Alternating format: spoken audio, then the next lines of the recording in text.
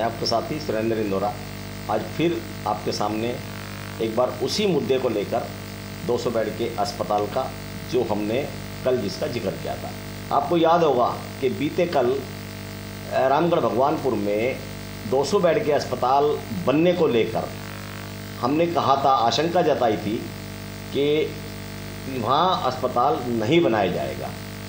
और कल आपने केंद्रीय मंत्री राव इंद्रजीत सिंह के विचार सुने थे, उनकी बातें सुनी थी और उन्होंने भी उस आशंका पर लगभग मोहर सी लगाई है। उन्होंने सीधे तौर पे ये कहा है कि भाई जो आदमी इस प्रकार की हरकत कर रहे हैं मैं उनकी पैरवी नहीं करूँगा। इसका मतलब सीधा सीधा ये है कि जो हमारे चैनल ने आप लोगों को बताया था वो कहीं ना कहीं बिल्कुल सटीक बैठ रहा है। उसी विषय पर आज हम एक बार फिर चर्चा करेंगे। हमारे साथ चर्चा करने के लिए पवन कुमार जी एसएसपी टाइम्स के संपादक हैं, इनसे बात करेंगे। पवन जी, कल एक एपिसोड हमने बनाया था और उसमें ये कहा था कि रामगढ़ भगवानपुर में 200 बेड का अस्पताल नहीं बनेगा। हो सकता है कि लोगों ने इस बात पर आश्चर्य जताया हो कि ये लोग इस प्रकार की बातें क्यों कर रहे हैं, जबकि रामगढ़ भगवानपुर में पिछले कई दिनों से धरना चल रहा है, पंचायतें हो चुकी है और आगे भी उन्होंने अल्टीमेटम दिया है कि 13 तारीख को रेवाड़ी की तरफ हम कूच करेंगे।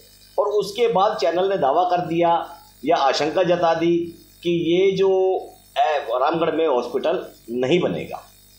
लेकिन मैं ये समझता हूँ कि ऐसी जो सोच ये जो सोच रहे हैं इस प्रकार से, उनके लिए मैं एक चीज़ बता दूं कि आप सभी को मालूम है कि जब ये हॉस्पिटल का मुद्दा यहाँ उठा है तो उस पे भाजपा विधायक लक्ष्मण सिंह यादव ने सीधे तौर पे इंटरव्यू दिया है जो चैनल्स को, उसमें सीधा कहा है कि भाई ये ज़िले का अस्पताल है, कोई गांव-गांव में तो बन नहीं सकते, ज़िले में बनेगा। और कई गांवों में भी इस प्रकार की आवाज़ें आई है, तो ज़रूरी नहीं है कि रामगढ़ भगवानपुर में बने, कहीं और भी बन जाए। इसी आधार पे हम लोगों को बताना चाहते हैं, इसी आधार पे। दूसरा, राव इंद्रजीत सिंह का केंद्रीय मंत्री, क्योंकि उनकी बेटी भी कैबिनेट में हरियाणा सरकार में मंत्री है, स्वास्थ्य मंत्री है, और उनकी तरफ से भी कोई बयान नहीं आया, तो उसी के चलते हमने ये आशंका जताई थी कि भाई रामगढ़ भगवानपुर में ये हॉस्पिटल नहीं बनेगा। अब कल केंद्रीय मंत्री राव इंद्रजीत सिंह ने अपने कार्यालय में, अपने रेजिडेंस पे पत्रकार वार्ता की और उन्होंने बताया कि जिस प्रकार से ये लोग वो कर रहे हैं एजिटेशन, मेरे खिलाफ आंदोलन कर रहे हैं, मेरे और मेरी बेटी के बारे में भी उल्टा सीधा बोल रहे हैं, तो ऐसे लोगों की मैं पैरवी क्यों करूँगा। इसका मतलब ये है कि जो हमने आशंका जताई थी वो ठीक है। उन्होंने भी कह दिया कि जिस प्रकार से उन्होंने बयान दिया उसका सीधा सीधा मतलब है कि अब रामगढ़ भगवानपुर में ये हॉस्पिटल नहीं बनेगा। तो अब मामला ये है कि 13 तारीख को उन्होंने रेवाड़ी कूच करने का रामगढ़ वालों ने, या जो पंचायत हुई थी उसमें 10 गांव है, 12 गांव है, 50 गांव है, जितने भी गांव हैं वो रेवाड़ी की तरफ कूच कर रहे हैं।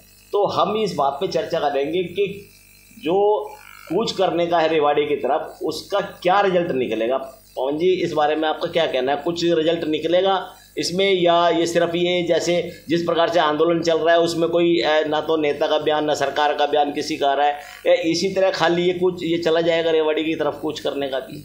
देखो, ये जो मामला था ये उसके बाद का था, जब अपने नायब सिंह सैनी जी ने जो धन्यवाद रैली करी थी उसके बाद मतलब ये मामला था कि वो राव इंद्रजीत के यहाँ पे रामगढ़ और भगवानपुर और पंचायत पूरी की पूरी गई थी इनसे इसी विषय को लेकर। लेकिन उस वक्त राव इंद्रजीत ने तब से लेके अब तक, कल की तारीख तक, बिल्कुल एक तरह से खामोशी रखी। तो इसका मतलब राव साहब को काफ़ी सोचना पड़ा कि भाई इसका इफेक्ट क्या होगा।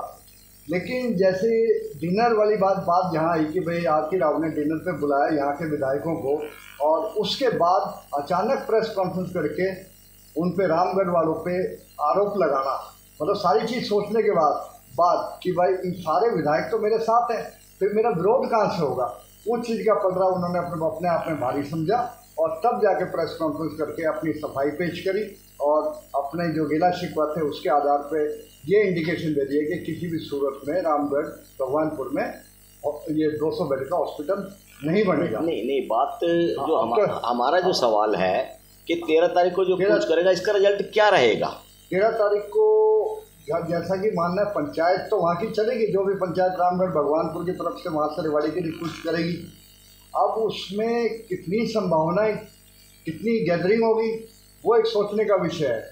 अगर गैदरिंग जितनी अंदाज़ा है उससे ज़्यादा लोग, गाँव के लोग आए और उन्होंने विरोध अपना दिखाया कि भाई कि हम राव साहब के इस फैसले के खिलाफ हैं, तब तो इनका पल्ला भारी रहेगा। लेकिन जैसा कि डिनर डिप्लोमेसी वाली बात आई, तो उसके बाद निश्चित रूप से जो विधायकों की जो जिम्मेदारी लगाई गई होगी तीनों विधानसभा के, वो ये कि भाई उस कार्यक्रम में मतलब 13 तारीख को अपने कार्यकर्ताओं को रोके वो ना आए।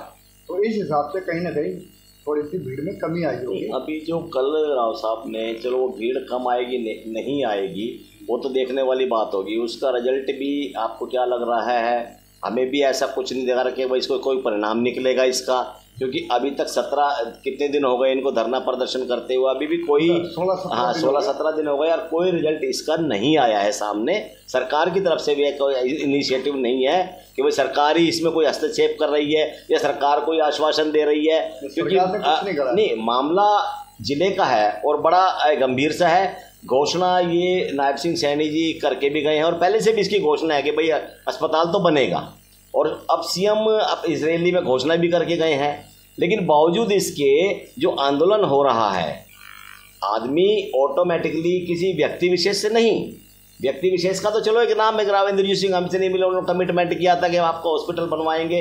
लेकिन अगर देखा जाए तो इनडायरेक्ट में अगर नाराजगी होती है और हजारों लोग या सैकड़ों लोग या जितने भी लोग यहाँ आते हैं, तो वो सीधी नाराजगी अगर रावेंद्र सिंह से है तो वो सीधी सरकार के खिलाफ भी है, नाराजगी लोगों की सीधी सरकार के खिलाफ भी हो जाएगी। नहीं, सरकार के खिलाफ तो यूं हो गया ना कि लक्ष्मण यादव जी जो विधायक है वो भी उनके साथ, वो भी, हाँ, और आरती राव और सरकार को कैबिनेट मंत्री, स्वास्थ्य मंत्री, उनका भी कोई वो नहीं आ रहा, तो सीधे सरकार के खिलाफ हो गई। तो सरकार भी अभी कोई स्टेप नहीं ले रही है उस मामले में। सरकार इनको तोल रही है कि इनका जन आधार कितना है, कि इनका प्रभाव क्या है, क्या जनता इन तीनों के खिलाफ जा सकती है या नहीं जा सकती।